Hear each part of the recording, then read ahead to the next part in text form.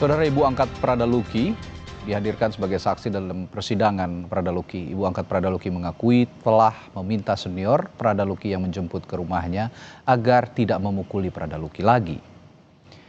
Ibu angkat Prada Luki selama berdinas di Batalion Yonif Teritorial Pembangunan 834 Wakanga Mere di Kabupaten Nagekeo mengaku melihat tubuh Prada Luki penuh dengan luka dan memar. Prada Luki sempat meminta izin untuk tinggal di rumahnya dan berpesan agar tidak memberitahukan keberadaannya. Namun senior Prada Luki ternyata sudah tahu lokasi keberadaan Prada Luki.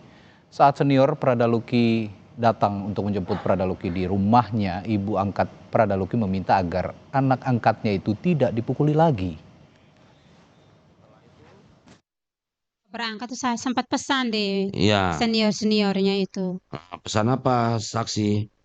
Waktu itu saya pesan terlepas kesalahan apa yang dia buat, tolong jangan dipukul lagi anak mama.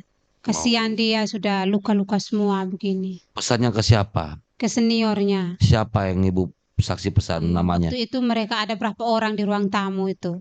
Yang lainnya di dapur. Oh, jadi pesan ke mereka ya? Iya. Yang ada di situ siapa? Tommy Awi, Om Yafet. Tommy Awi. Iya. Ibu ada lihat itu ada di barisan terdakwa orangnya? Ada. Yang mana? Yang pertama. Yang pertama. Iya. Yang lain? Yang lain tidak. Itu iya. pasti. Coba ibu lihat ya terdakwa satu. Iya, betul. Iya ibu. Iya. Saudara, Prada Luki Namo meninggal diduga dianiaya seniornya. Pihak keluarga menuntut para pelaku dihukum berat. Dan malam hari ini kita ulas kasus kematian Prada Luki ini bersama mantan Kapuspen TNI Laksda Purnawirawan Iskandar Stompul dan peneliti senior imparsial Al-Araf. Selamat malam Pak Is. Selamat malam Mas Radi, apa kabar nih? Baik, alhamdulillah. Dan juga Mas Al-Araf, selamat malam. Ya, sepertinya belum dibuka audionya, Bung Al-Araf. Oke. Selamat malam Mas. Selamat malam. Saya ke Pak Is dulu nih. Pak Is, ya seperti kita tahu sidang sudah berjalan, saksi juga sudah diperiksa semua. Tapi yang jadi poin pembicaraan publik akhir-akhir ini adalah tuntutan keluarga yang menuntut hukuman maksimal. Nah, alih-alih hukuman maksimal itu tapi diungkapkan oleh auditor maksimal hukumannya 9 tahun penjara karena diduga menganiaya hingga menyebabkan kematian. Apakah tuntutan keluarga kira-kira bisa dipenuhi nggak sih Pak Is kalau melihat konteks pelanggaran yang dilakukan oleh para senior Prada Luki ini Pak Is? Oke, jadi yang pertama sekali saya mau nyampaikan turut berduka cita yang dalam kepada keluarga besar almarhum Prada Luki, orang tuanya, ibunya dan keluarga besar. Kita prihatin semuanya, apalagi kami ini senior dari keluarga besar Luki. Jadi turut berduka cita yang dalam. Jadi masalah hukuman ini kan sudah ada ya di KUHPM itu loh, ya kan 131 memang demikian. Oke. Nah, ini nanti tergantung dari auditornya pada saat dia itu menggelar semua ini nanti kan, apalagi kita lihat kan 22 orang dengan ada seorang perwiranya ya. Nah, itu nanti akan semuanya kan dibedah habis. Nah, di situ mungkin apakah bisa lagi pindah ke yang lebih berat seperti hukuman mati dan sebagainya, itu saya tidak begitu paham banget tentang hukum ini. Tentunya mereka-mereka yang bisa menceritakan itu. Di sini saya mau menyampaikan mungkin tadi masalah hukumnya. Tentunya ini semuanya ada sebab akibat. Ya, tidak mungkin Prada Luki ini bisa sedemikian rupa. Dia disiksa, dia dibantai dengan 22 orang berhari-hari, sudah ke ibu angkatnya, kembali lagi, taunya masih lagi akhirnya meninggal. Nah, tentunya ini ada sebab akibat. Ini yang perlu diperhatikan menurut saya. Sebab akibat mungkin kita kotakan. Sebab akibat ini apa nih? Terus kedua ini bagaimana nih pembinaan daripada TNI? Apakah angkatan darat, laut, udara ya? Kita lihat pembinaannya nih. Karena kalau saya lihat begini, memang pendidikan atau budaya di TNI itu sangat berat, sangat keras. Tapi tentunya saya katakan kita perlu mengkotakkan tadi. Kotakkan masa damai, kotakkan masa tempur. Nah, ada masa damai dan masa tempur. Masa tempur. Kalau pada saat masalah damai, ya kita buat pembinaan lah ya. Kalau di masa damai pembinaan ya. Pembinaan yang terukur. Misalnya begini, dia punya kesalahan, misalnya dia maling lah katakan gitu ya, atau dia nembak orangnya, dibina yang bagus ya kan. Nah, tapi kalau dia masalah tempur, di situ memang ada perlu kekerasan. Kekerasan itu bagaimana? Kita tentara-tentara ini diciptakan supaya mampu mengatasi itu. Ya. Kalau masalah tempur, karena apa? Kita kalau di pertempuran ketangkap itu mungkin jari kita dipotong-potong Iya, tuh. memang sangat keras kalau bicara supaya ngaku. pertempuran. Nah, itu masalah kotak tadi, pertempuran. Tapi kalau masalah damai, ini harapan kita ini semua senior-senior ini di pembinaan ini, alangkah indahnya, alangkah baiknya ya komandan-komandan, apalagi ada seorang letnannya, komandan kompinya, membina lah anggotanya sebaik mungkin. Kenapa? Mereka ini kan garda terdepan kita semuanya, yang perlu kita yang perlu kita rangkul, kita ajak supaya kita semua ini satu kesatuan yang bulat. Kita maju benar-benar bertempur bersama, itu dia. Oke. Saya selanjutnya ke Bung Al Araf. Bung Araf, kalau menurut Anda, ini saya masih bicara konteks hukuman yang dituntut oleh keluarga Prada Luki, hukuman maksimal, bahkan sampai tuntutannya sampai hukuman mati bagi pelaku yang menganiaya sampai mengakibatkan hilangnya nyawa Prada Luki. Nah, menurut Anda, kalau menurut KUHPM ya, pengadilan pidana militer, itu kan 9 tahun penjara penganiayaan menyebabkan kematian di peradilan militer. Ini apakah sudah pantas atau terlalu ringan dibandingkan presiden kasus serupa, seperti misalnya kasus-kasus yang melibatkan hukuman pidana umum yang terjadi di Indonesia berbagai wilayah gitu, Bung Al Araf? Ya, Bung Araf? Halo? Ya, Bung Araf bisa dengar suara Mas. saya?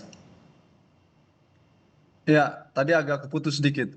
Oke, saya ulang lagi sedikit. Ini soal tuntutan hukuman mati yang dituntut oleh keluarga. Sedangkan berdasarkan KUHPM, maksimal hukuman 9 tahun untuk penganiayaan yang menyebabkan kematian. Menurut Anda ini sudah pantas? Baik Mas, terima kasih. Ya. Pertama, kasus kematian Prada Luki ini tentu memprihatinkan kita semua ya. Karena sesungguhnya peristiwa ini bukan peristiwa yang pertama. Sebelumnya ada kasus-kasus serupa yang terjadi dalam tubuh TNI yang mengakibatkan kematian prajurit. Sehingga pengungkapan kasus kematian Prada Luki ini untuk meraih keadilan bukan hanya untuk kepentingan Prada Luki dan keluarganya, tapi juga untuk memastikan para prajurit lain tidak mengalami hal yang sama dialami oleh Prada Luki. Karena itu, upaya memastikan keadilan dengan hukuman yang maksimal itu sesuatu yang harus dilakukan agar ada efek jera terhadap para prajurit yang jika ingin melakukan tindakan seperti ini lagi tidak mengulangi, karena hukumannya akan berdampak sangat maksimal gitu. Nah, bisa seumur hidup gitu ya, sebagai bagian dari hukuman maksimal gitu ya, yang kemudian bisa memastikan ruang-ruang jera itu tercipta supaya ada jaminan ke depan peristiwa-peristiwa ini tidak lagi terulang terjadi. Ini bukan yang pertama yang sudah berulang kali dan ini suatu yang memprihatinkan. Maka hukuman maksimal sesuatu yang harus. Persoalannya adalah apakah hukuman yang maksimal ini akan dapat diperoleh melalui mekanisme peradilan militer? Menurut saya sulit sekali mendapatkan ruang hukuman yang maksimal melalui mekanisme peradilan militer. Nah, peradilan militer ada satu peradilan yang belum memenuhi prinsip-prinsip fair trial tuh. Prinsip-prinsip peradilan yang adil dan baik.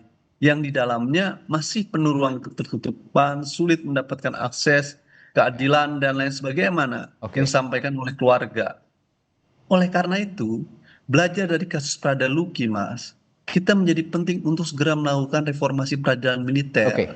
Tadi disampaikan bahwa di masa damai, seharusnya ruang untuk melakukan penghukuman terhadap anggota militer yang melakukan tindak pidana umum seperti pembunuhan dalam kasus Prada Luki itu diadili di dalam peradilan umum sesuai dengan pasal 65 Undang-Undang TNI nomor 3 tahun 2025, bukan melalui peradilan militer. Nah, ini sebenarnya bisa dilakukan untuk upaya memastikan justice dan keadilan. Karena itu hal yang sangat penting gitu. Di luar itu, kita punya pengalaman beberapa kasus-kasus yang peradilan militer seperti kasus pembunuhan warga sipil di Medan yang terhadap seorang anak itu hanya 9 bulan vonis pengadilannya, sangat jauh dari keadilan.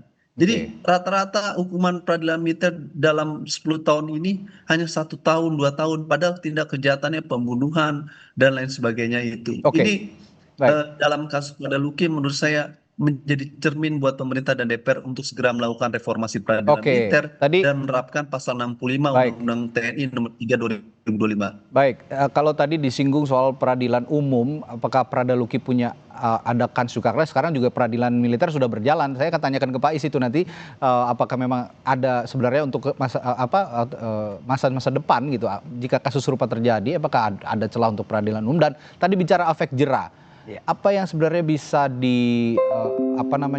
hukuman yang bisa diberikan supaya efek jera ini juga benar-benar mengena kepada kasus-kasus serupa. Saya akan tanyakan hal itu nanti pada Pak Is setelah jeda di Sapa Indonesia Malam. Tetaplah bersama kami.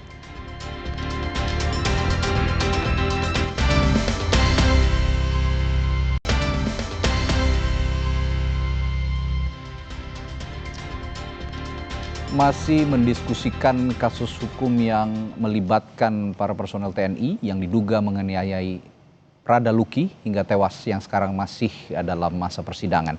Saya tadi bertanya ke Pak Is, tadi Bung Al-Araf sempat menyinggung soal efek jera begitu ya. Kalau memang efek jera ini dibawa ke konteks hukum, kira-kira hukuman yang sudah ada di dalam peradilan militer sekarang, menurut Pak Is sudah memberikan efek jera buat para prajurit yang melakukan pelanggaran? Ya, harusnya ya. Orang yang sudah dihukum, apalagi saya dengar ya, saya kan ngikutin ya, sidang ini saya mengikuti, akan dihukum 9 tahun dan dipecat. Oke. Nah, saya mau itu biasanya ada hukuman tambahan nanti dipecat. Dan dipecat gitu. Nah, harusnya orang masuk tentara itu adalah satu kebanggaan, pride dari keluarga besar. Inilah kami. Sehingga manakala dia berbuat sesuatu perbuatan yang tidak terukur sehingga membuat orang mati, katakanlah begitu, ini akan membuat efek jera kepada yang lain. Menurut saya 9 tahun sudah akan membuat efek jera. Kenapa? Ini kan bisa dikatakan bersama-sama ya. Ini kan 22 orang ya semuanya ini. Nah, saya yakin, saya percaya itu akan membuat efek jera. Saya yakin, saya percaya memang, namun cara pandang orang itu kan berbeda-beda. Kalau kita mengatakan efek jera akan muncul, tapi keluarga mungkin belum puas ya kan, karena kita tahulah kita juga punya keluarga, punya anak, semuanya kita bagaimana sayangnya kita kepada anak kita yang kita banggakan, taunya meninggal ya kan begitu. Nah ini tentunya di sini kalau menurut saya itu sudah efek jera, namun kita tetap tidak bisa melanggar kan kalau memang sudah pasal 131 kalau saya tidak salah 9 tahun ya masakan kita melebihi itu, tidak mungkin. Saya yakin dan saya percaya auditor akan mengikuti regulasi itu. Dia tidak mungkin melanggar regulasi itu menurut saya. Nah tadi disinggung juga soal peradilan umum. Ini kan sebenarnya peradilan ini sudah berjalan. Tapi di kemudian hari kalau kita bicara pelanggaran serupa ataupun tindak, ya ini bisa dibilang tindak pidana serupa yang dilakukan oleh prajurit. Apakah bisa masuk ke ranah pidana umum seperti yang disinggung oleh Bung Araf tadi? Kalau Bung Araf mengatakan masuk ke peradilan umum, itu boleh-boleh saja. Namun saat ini kita kan masih berpegang kepada peradilan militer. Bila mana seperti yang kata Bung Araf tadi memang mau dikerjakan atau diadili di peradilan umum, tentunya regulasi undang-undang harus dirubah dulu. Nah itu kan mungkin dengan mekanisme yang ada, dengan mekanisme yang harus kita patuhi. Itu menurut saya nggak ada masalah. TNI itu mau di peradilan manapun tidak ada masalah. Namun karena sekarang dia ada di peradilan militer, tentunya si auditor itu pasti patuh dan taat kepada undang-undang peradilan militer, saya yakin. Ya, selain itu saya juga atau publik juga sekarang menyoroti soal tanggung jawab hukum bagi atasan yang dinilai juga gagal mencegah penganiayaan, Pak Is dan juga Bung Araf. Saya ke Bung Araf dulu. Bung Araf, kalau menurut pandangan Anda, dari peran atasan ini yang gagal mencegah penganiayaan hingga menyebabkan kematian Pradaluki, apa yang bisa dilakukan atau bisa diberikan hukuman yang pantas untuk atasan yang gagal mencegah ini menurut Anda, Bung Araf? Ya, saya rasa kasus ini harus bisa ditarik untuk mencari jalan apakah kemudian atasannya terlibat di dalam proses ini gitu dan bertanggung jawab. Tapi secara awal ketika peristiwa ini terjadi, maka atasannya sebenarnya sudah dianggap abai dan tidak menjalankan fungsi sebagaimana mestinya, sehingga perlu dievaluasi. Soal kemudian keterlibatan terhadap soal ini, tentu fakta hukum nanti akan perlu dicek seberapa jauh perintah atasan terhadap bawahannya dalam konteks tadi itu pembinaan ataupun lainnya. Karena ini peristiwa yang berulang dalam kasus Pradaluki, sehingga pantas jika kemudian proses investigasi juga dilakukan menyasar pada atasannya. Oke. Itu. Apalagi ada prinsip common responsibility itu, tanggung jawab komando atasannya terhadap bawahannya itu harus dicek secara lebih dalam, sehingga nggak cukup hanya kepada level prajurit saja Oke. yang terlibat di lapangan. Kedua adalah Mas, saya rasa saya menarik tadi sama Pak Iskandar gitu ya, yang memberikan ruang bahwa ke depan kemungkinan untuk diadili peradilan umum sebaiknya perlu dibuka gitu. Karena upaya ini kan sangat tergantung dari pemerintah dan DPR. Ya. Dan militer seharusnya mengikuti saja. Dalam negara demokrasi kan militer tunduk terhadap otoritas sipil, dalam hal ini presiden dan DPR. Jika presiden DPR merubah undang-undangnya, memang militer akan tunduk dalam peradilan umum, maka diikuti. Nah, pasal 65 Undang-Undang TNI udah membuka ruang itu. Sayangnya memang kita masih ada Undang-Undang 3197 itu yang Ya. kemudian harus direformasi. Tapi kans ke depan untuk mengubah undang-undang ini menurut pandangan Anda masih ada ya? Sangat potensial. Dulu di masa Pak Iskandar jadi jubir TNI, mungkin di era SBY ya, pernah dibahas itu di masa SBY, Ya. revisi Undang-Undang 3197 dari tahun 2004 sampai 2009. Ya. Kebetulan saya mengikutinya, hanya menyisakan 2-3 pasal saja. Dan di dalam revisi itu militer memang sudah mengarah untuk Oke. duduk dalam peradilan umum. Nah, ini bisa diteruskan meski nggak ada prinsip carry over di dalam pembahasan undang-undang gitu, tetapi bisa dimulai dengan substansi yang lama. Artinya DPR jika ingin membahas ini bisa menggunakan hak inisiatifnya dan nggak perlu lama karena bahan yang lama sudah ada, Oke. tinggal dibahas. Dan Oke. pengaturan reformasi peradilan militer sudah diatur dalam pasal 65 serta TAP MPR 6 dan 7 tahun 2000 tentang Baik. perubahan yurisdiksi kewenangan. Jika terlibat dalam tindak pidana umum diadili dalam peradilan umum, jika terlibat dalam tindak pidana militer diadili dalam Oke. peradilan militer. Nanti tinggal proses hukumnya, due process of law-nya, proses penyelidikannya akan dilihat siapa yang akan terlibat, apakah penyidikan dilakukan oleh kepolisian ataukah nanti dilakukan oleh tim gabungan. Nah, sangat Oke. tergantung dari proses pembahasannya. Itu perdebatan yang terjadi. Baik. Tapi secara prinsipil, kewenangan tentang reformasi peradilan militer itu sesuatu mandat konstitusional untuk menegakkan prinsip Oke, asas kami tangkap. kesamaan pada hukum atau equality before the law, dan untuk menegakkan TAP MPR dan Undang-Undang TNI itu sendiri. Ya, Supaya peristiwa-peristiwa dalam kasus Pradaluki atau Tidak terulang peristiwa di kembali. Medan itu bisa diadili dalam peradilan umum, Iya. dan kita bisa memastikan bahwa negara hukum bekerja, bahwa semua orang harus tunduk terhadap hukum yang sama. Oke, kalau Sehingga begitu- siapapun dia bisa Iya. diadili dalam peradilan umum. Kalau Oke. terlibat tindak pidana umum, Baik. tidak terkecuali anggota militer. Baik, kalau begitu saya ke Pak Is terakhir, bicara soal investigasi, ini kan sudah terjadi ya di satuannya Pradaluki. Tapi saya berbicara masa depan. Investigasi, singkat saja Pak Is. Kalau memang bicara investigasi, apakah TNI perlu untuk menginvestigasi semua satuan, lalu juga semua matra misalnya, agar hal-hal seperti ini juga tidak terulang? Kalau kata Pak Is tadi kan harus dikotakan antara masa damai dengan masa tempur. Nah, Ya. akan ada perlu nggak TNI melakukan investigasi? Kalau saya yakin dan percaya, apalagi dari juru bicara Mabes AD, Ya. mengatakan bahwa akan diadakan ya tadi istilah pembekalan edukasi lagi kepada seluruh prajurit. Saya yakin akan ada itu. Saya yakin, saya percaya karena udah ada statementnya. Namun di sini ada sesuatu yang mengganjal sebenarnya. Mengganjal itu apa?